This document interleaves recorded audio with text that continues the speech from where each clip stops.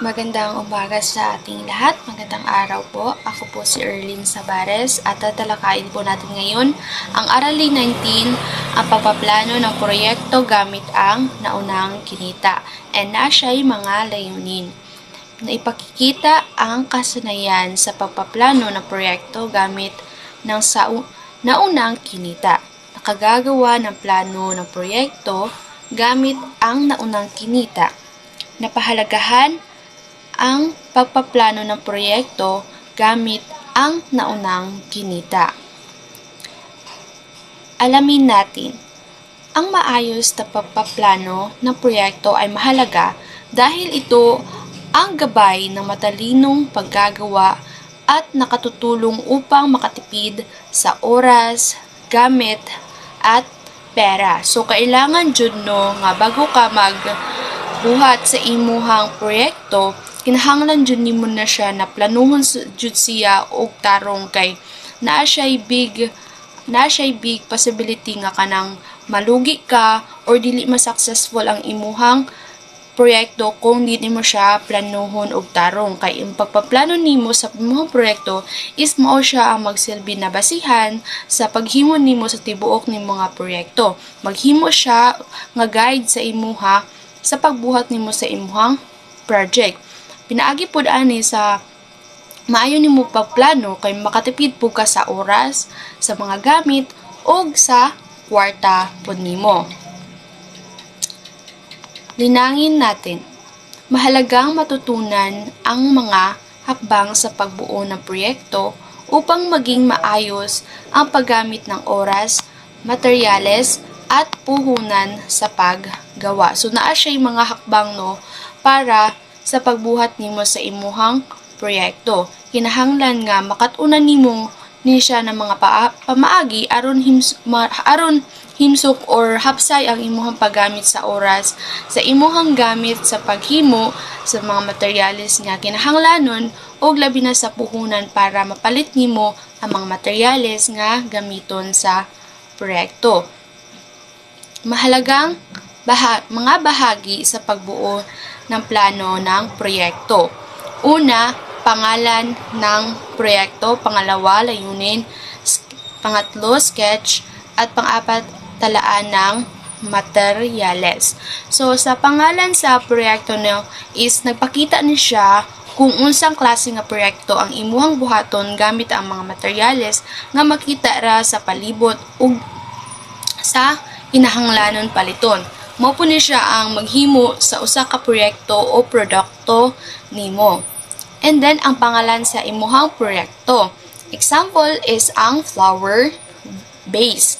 And then ang layunin sa imuhang proyekto. So dapat naaman jud siya layunin no bago ka magbuhat sa imuhang proyekto. So pagpasabot kini nga sa imuhang tumong o katuyuan sa paghimo nimo sa imuhang project. So, ang imuhang layunin jud nimo is makabuhat og proyekto gikan sa mga patapon na mga butang, mga ingana siya. So, para mas nindot siya, no, dapat jud na ay layunin ang imuhang pagbuhat sa imuhang project. So, sa sketch is drawing o hulagway nawong sa flower base nga gihimo gikan sa biskan unsa man na imuhang gusto na sa imuhang flower base.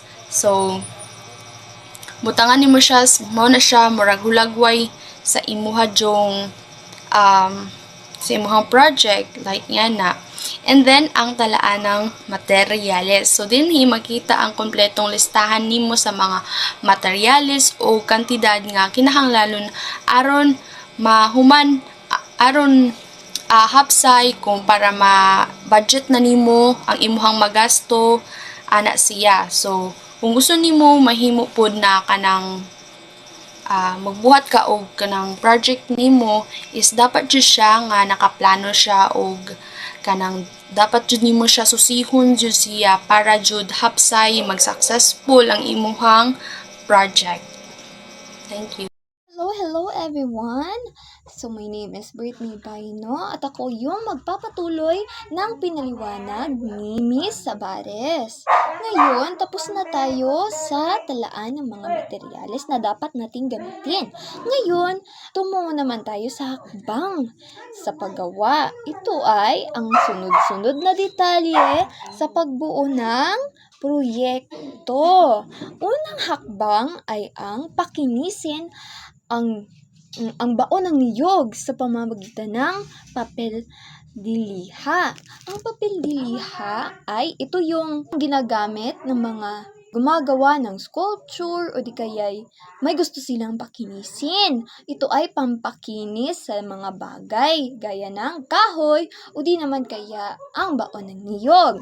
Ang pangalawang hakbang naman ay butasan ang bao gamit ang barena. Ang barena, ito ay ginagamit sa pagbutas ng niyog para doon ilagay sa loob ang lupa na pagtataniman ng bulaklak.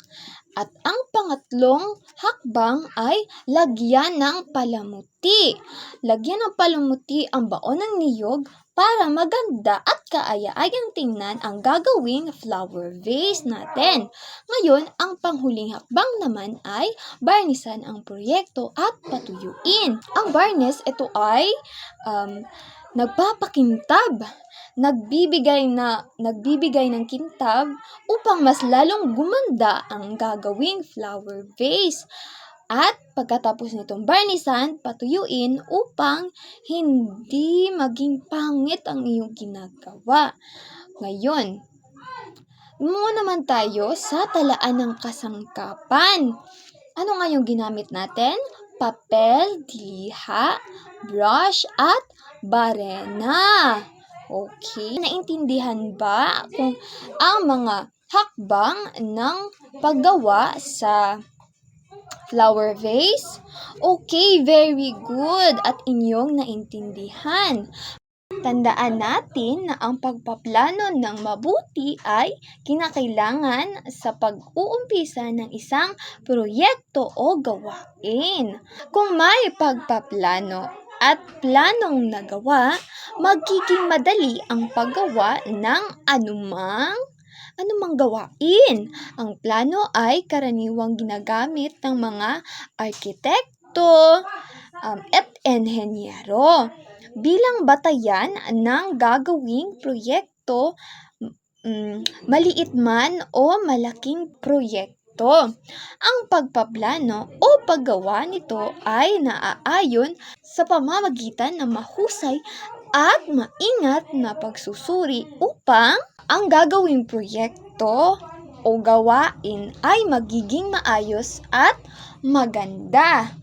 Kung maihahandang mabuti ang disenyo at plano, magiging madali ang paggawa ng isang gawain o proyekto. Naintindihan ba?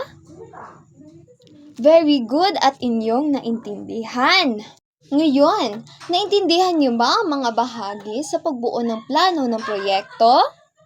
Magaling at inyong naintindihan. Alam niyo na ba kung paano gumawa ng isang proyekto? Very good at alam nyo na. At dahil alam nyo na kung paano gumawa at magplano ng isang proyekto, may inihanda akong takdang aralin para sa inyo. Ito ay kumpletuhin ang sumusunod na bahagi ng plano ng proyekto. Ibatay ang plano sa naunang kinita.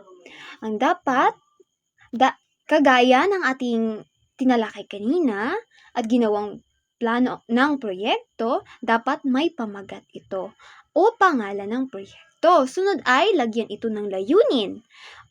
Sunod ay sketch o croquis ng proyekto. Sunod naman ay dapat may talaan ng materyales kagaya ng ating tinalakay kanina at ginawa. Sunod naman ay hakbang sa paggawa.